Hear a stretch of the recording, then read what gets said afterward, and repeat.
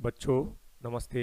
मैं मुकेश कुमार शर्मा, उच्च माध्यमिक शिक्षक, शासकीय उत्कृष्ट उच्चतर माध्यमिक विद्यालय क्रमांक 1 मुरार ग्वालियर से आज अपन पढ़ने जा रहे हैं जीव विज्ञान क्लास 12 अध्याय 14 पारितंत्र के अंतर्गत 14.1 पारितंत्र संरचना एवं क्रियाशीलता, 14.2 उत्पादकता तथा 14.3 अपघटन। बच्चों, जैसा कि अपन जानते हैं, पारितंत्र को प्रकृति की एक क्रियाशील इकाई के रूप में देखा जाता है, जहां पर जीवधारी आपस में तथा आसपास के भौतिक पर्यावरण के साथ परस्पर क्रिया करते हैं। इस बात का मतलब अपन अच्छी तरह समझते हैं कि परितंत्र जो होता है वो बहुत छोटी इकाई के रूप में हो सकता है और बहुत बड़ी इकाई के रूप में हो सकता है। छोटी इकाई के रूप में अपन कह सकते हैं एक पानी की बूंद भी एक परितंत्र है और एक समुद्र भी एक परितंत्र है। पारितंत्र का आकार एक छोटे से तालाब से लेकर एक विशाल जंगल या महासागर तक हो सकता है।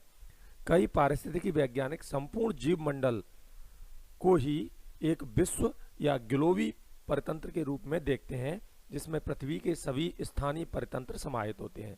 स्थानीय परितंत्र से मतलब है कि इसके अंतर्गत तालाब परितंत्र, खेत का परितंत्र, जंगल का परितंत्र, पेड़ का परितंत्र, ये सभी इसके अंतर्गत समाहित हो सकते हैं। चूंकि यह तंत्र बहुत विशाल एवं जटिल है, अतः अध्ययन की सुविधा की दृष्टि से इसे दो आधारभूत श्रेणियों में बांट लिया जाता है।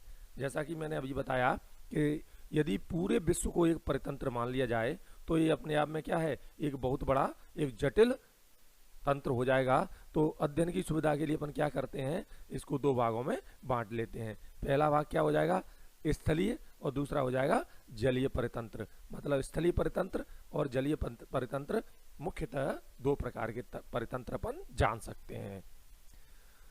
अब स्थलीय परितंत्र के अंतर्गत अपन देखें तो इसके अंतर्गत क्या आ जाएगा, जंगल आ जाएगा, घास के मैदान आ जाएंगे, मरुस्थल आ जाएगा। इसके अलावा जब अपन बात करें जलीय परितंत्र की, तो जलीय परितंत्र के अंतर्गत झीलें, तालाब, दलदली क्षेत्र, नदियां, ज्वार नदमुख या एस्चुरी, ये सभी इसके अंतर्गत आ जाएंगे। अब तीसरे प्रकार के परितंत्र जो हो जाएंगे, इन दोनों के अलावा, स्थलीय परितंत्र और जलीय परितंत्र के अलावा तीसरे प्रकार के परितंत्र अपन जान सकते हैं मानव निर्मित या मैन मेड, या जिन्हें अपन कह सकते हैं कृत्रिम परितंत्र। पहले वाले दोनों स्थलीय और जलीय को अपन ने क्या मान लिया, उनको मान लिया अपन ने प्राकृतिक परितंत्र। अब अपन मानव निर्मित की बात करेंगे तो अपन उन्हें क्या कह सकते हैं, अपन उन्हें कह सकते हैं कृत्रिम परितंत्र। ठीक है, तो इसके अंतर्गत क्या आ जाएंगे, शस्य भूमि, मतलब शस्य भूमि से मतलब जो अपन खेती करते हैं वो, और दूसरा आ जाएगा जल जीवशाला, जिसे एक्वेरियम भी कहते हैं। और इसके अंतर्गत अपन ला सकते हैं यदि मनुष्य ने कोई तालाब या झील का निर्माण करवाया तो वो भी इसी के अंतर्गत आ जाएगा।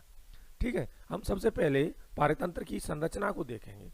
पारितंत्र की संरचना किन किन चीजों से मिलकर बनती है। तो सबसे पहला है उत्पादकता या प्रोडक्टिविटी, दूसरा है ऊर्जा का स्थानांतरण, जिसके अंतर्गत आ जाएगा आहार श्रृंखला, आहार जाल, पोषण चक्र, और इसके अलावा तीसरा भाग हो जाएगा इसका निर्गम या निम्नीकरण या ऊर्जा क्षति।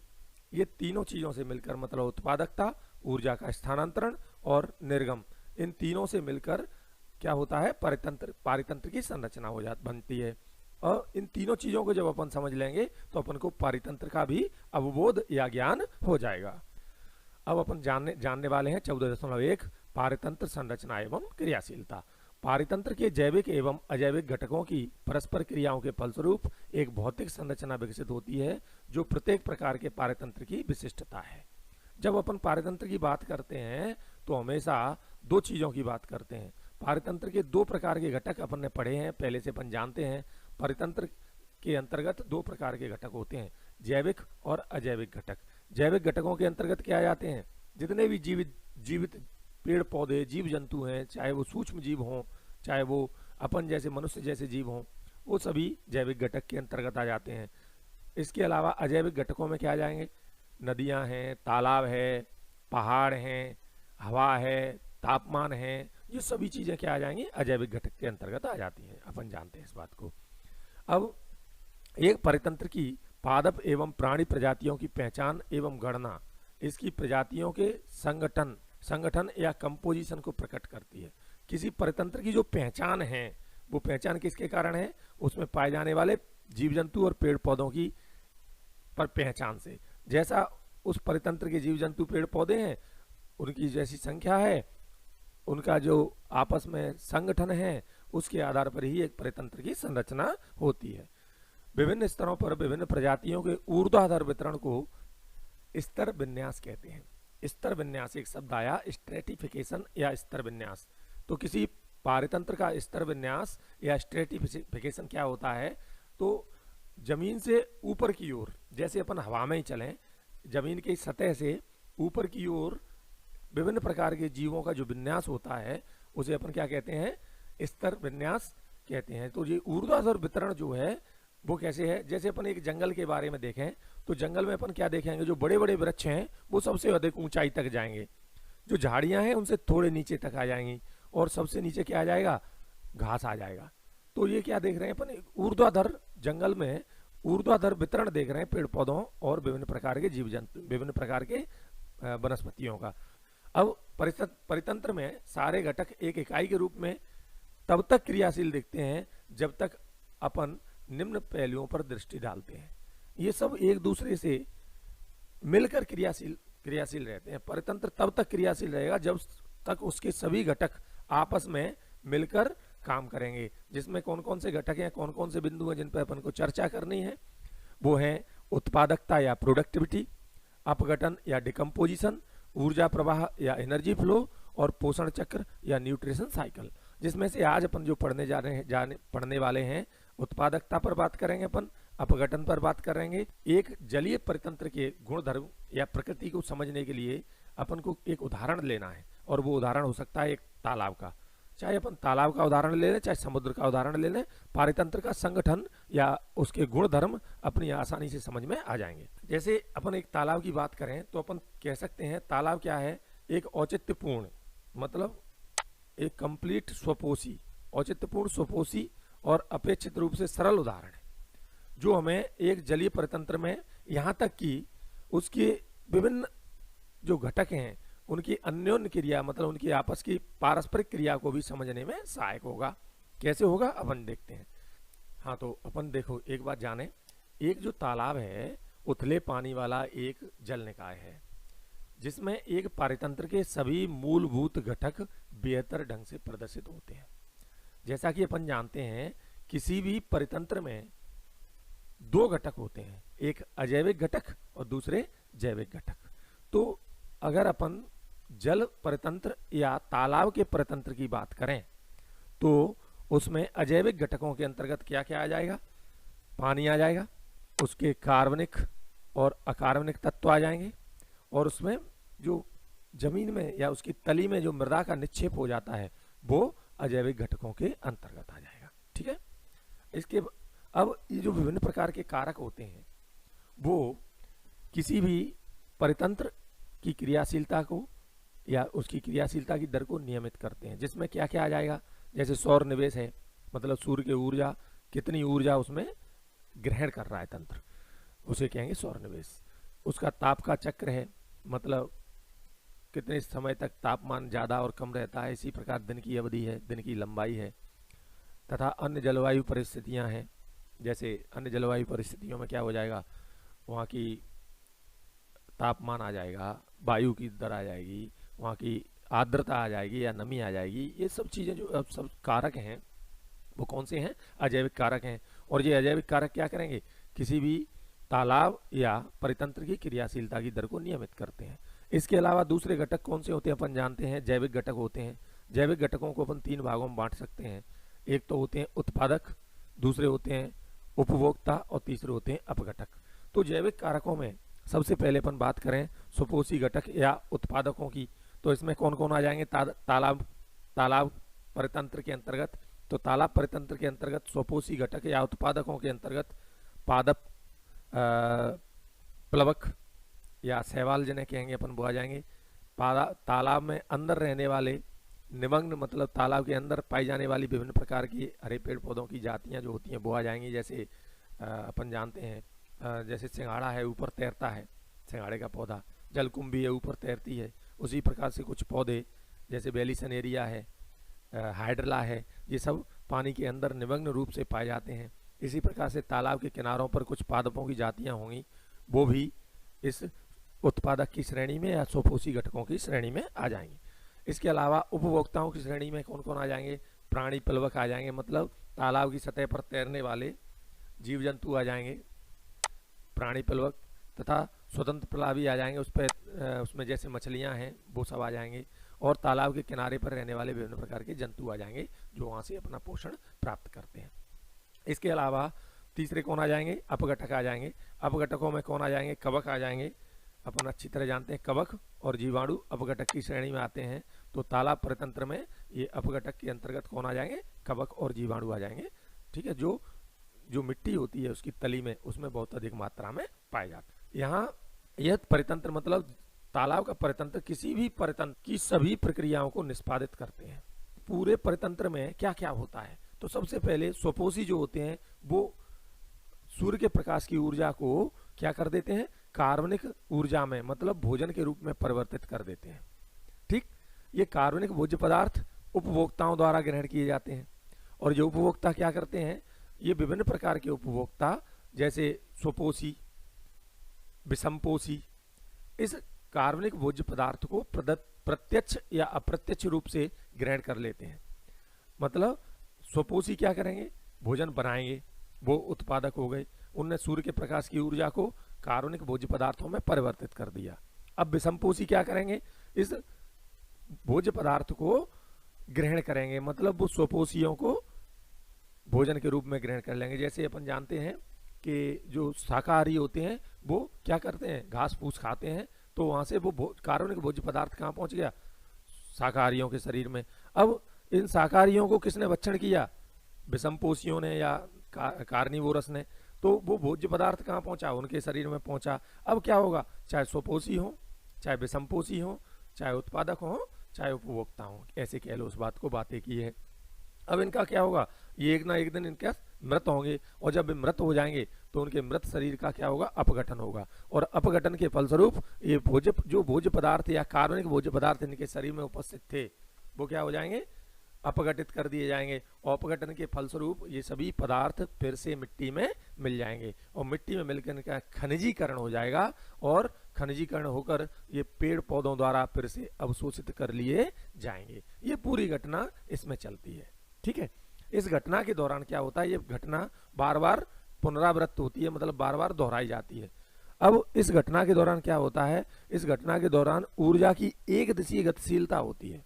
एक दिशीय गतिशीलता मतलब सूर्य के प्रकाश को जो ग्रहण किया उपभोक्ताओं ने, वहां से विभिन्न पोषक स्तरों पर सबसे पहले कहां पहुंचेगा? उपभोक्ताओं के शरीर, उत्पादकों के शरीर में पहुंची ऊर्जा, वहां से प्राथमिक उपभोक्ता, द्वितीयक उपभोक्ता, इस प्रकार से चलते हुए ये आगे बढ़ती जाती है। जब ये ऊर्जा का एक दिशा से एक दिशी जो गतिशीलता होती है, जब ऊर्जा का प्रवाह होता है, तो उस समय ऊर्जा का कुछ ना कुछ अपव्यय होता है, ऊर्जा की मात्रा घटती है। अब अपन जानेंगे उत्पादकता के बारे में। उत्पादकता या प्रोडक्टिविटी क्या है? किसी भी परितंत्र की क्रियाशीलता एवं उसके स्थायी रहने के लिए सौर ऊर्जा के निरंतर निवेश की आधारभूत आवश्यकता होती है। जैसा कि मैंने अभी बताया कि सबसे पहले क्या चाहिए उसे? भोजन निर्माण। भोजन निर्माण मतलब कार्बनिक भोज्य पदार्थों का निर्माण, जो कि उत्पादक करते हैं। उत्पादकों ने सौर ऊर्जा का निवेश किया, मतलब सौर ऊर्जा को कार्बनिक भोज्य पदार्थों में परिवर्तित किया। अब प्राथमिक उत्पादन प्रकाश संश्लेषण के दौरान उत्पादकों द्वारा एक निश्चित समयावधि में प्रति इकाई क्षेत्र द्वारा उत्पन्न किए गए जैव मात्रा या कार्बनिक सामग्री की मात्रा है। तो यहाँ पर अपन को पता चला प्राथमिक उत्पादन या प्राइमरी प्रोडक्टिविटी क्या है?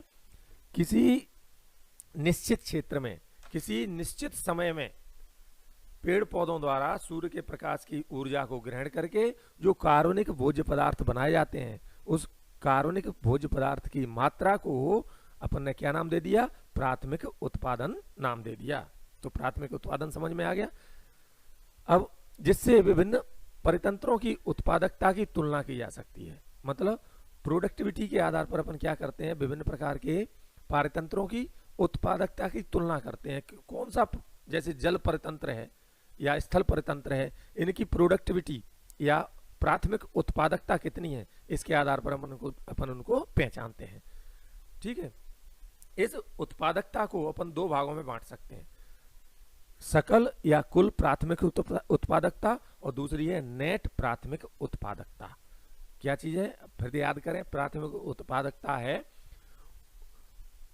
उत्पादकों द्वारा कार्बनिक भोज्य पदार्थों के निर्माण की मात्रा क्या कहलाई, प्राथमिक उत्पादकता कहलाई। बस याद रखना है कि ये एक निश्चित समय में और एक निश्चित क्षेत्र या निश्चित पारितंत्र के लिए की जाती है।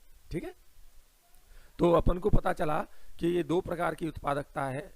प्राथमिक उत्पादकता को अपन दो भागों में बांट सकते हैं, सकल या कुल प्राथमिक उत्पादकता और दूसरी है नेट प्राथमिक उत्पादकता। तो सकल प्राथमिक उत्पादकता क्या है, इसको जाने।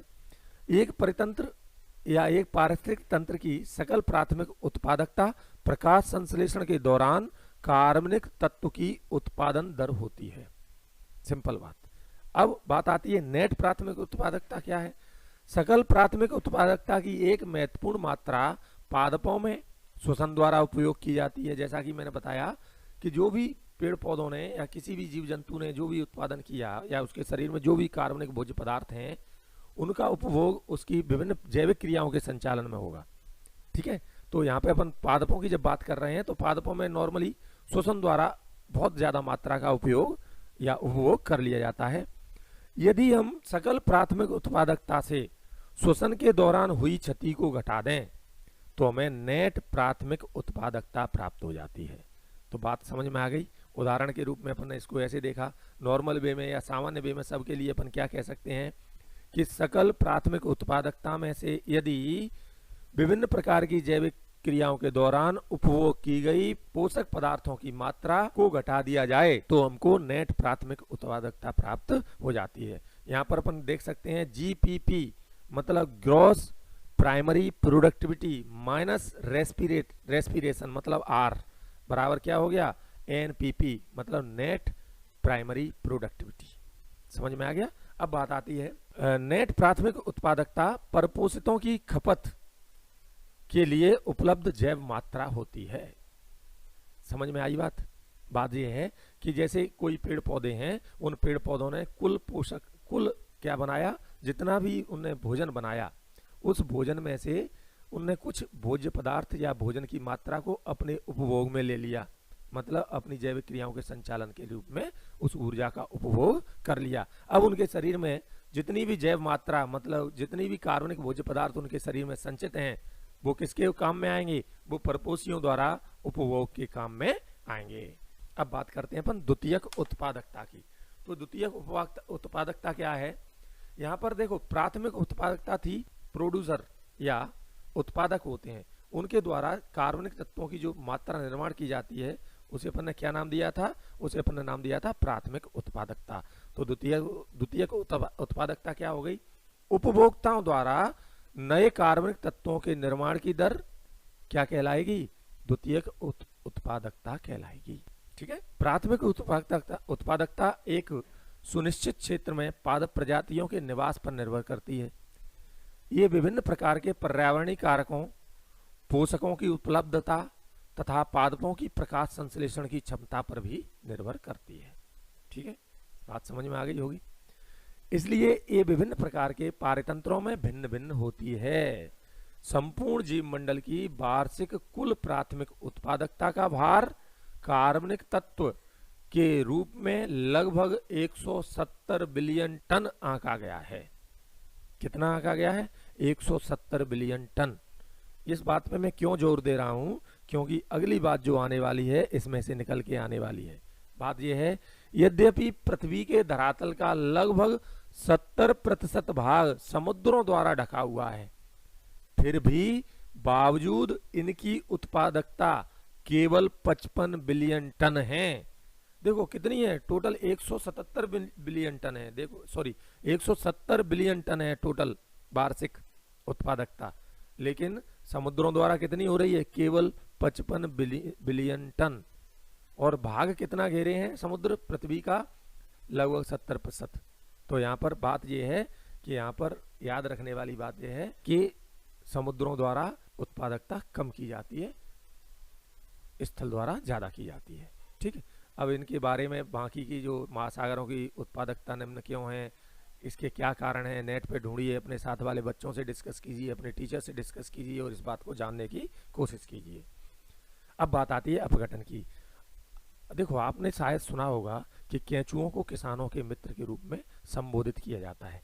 ऐसा इसलिए किया जाता है क्योंकि ये जटिल कार्बनिक पदार्थों का खंडन करने के साथ साथ भूमि को भुरभुरा बनाने में मदद करते हैं।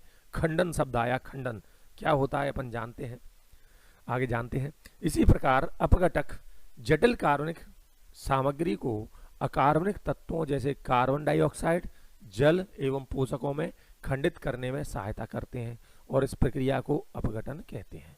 अपघटन क्या है, इस पता चला, कार्बनिक भोज्य पदार्थों का या जटिल कार्बनिक भोज्य पदार्थों का या कार्बनिक सामग्री का सरल अकार्बनिक, अकार्बनिक से मतलब जैसे कार्बन डाइऑक्साइड है, जल है, या विभिन्न प्रकार के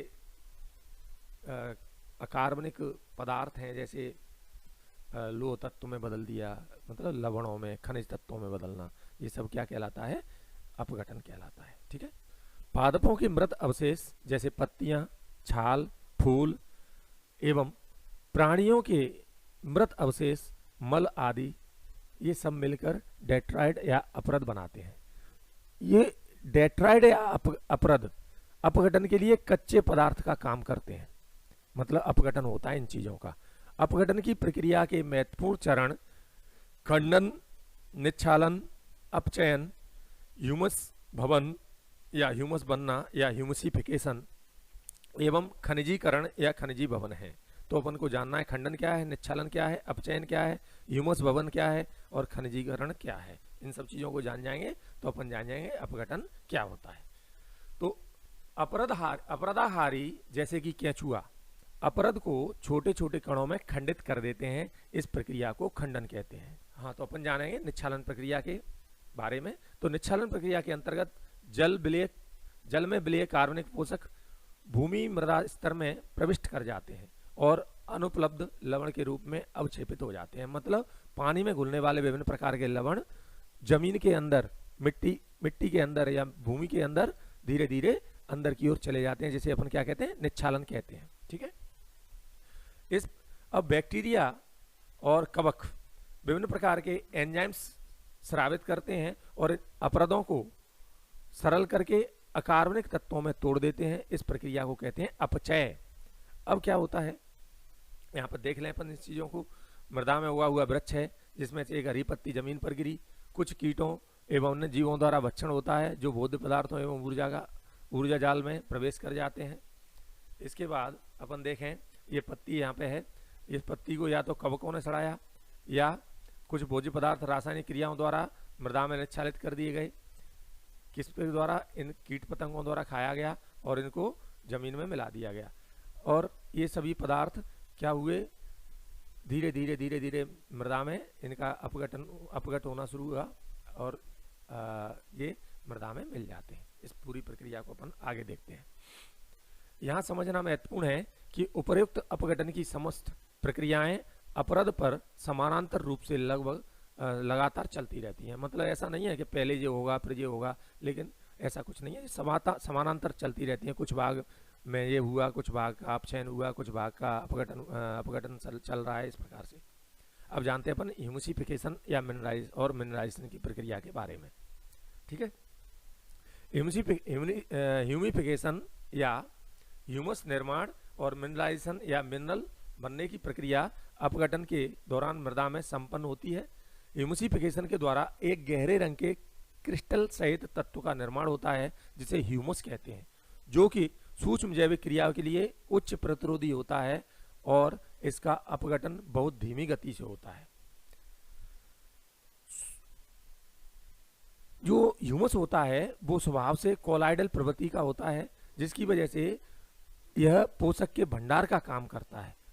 ह्यूमस पुनः कुछ सूक्ष्म जीवों द्वारा खंडित होता है और जो खनिजीकरण नामक प्रक्रिया द्वारा अकार्बनिक पोषक उत्पन्न होते हैं उन्हें मुक्त करता है। मतलब समझ में आ गया खनिजीकरण क्या है, कि जो अपना ह्यूमस है वो सूक्ष्म जीवों द्वारा फिर से खंडित होता है और धीरे धीरे इस ह्यूमस के अकार्बनिक पदार्थों में तब्दील हो जाते हैं, जिसे अपन क्या कहते हैं, खनिजीकरण कहते हैं।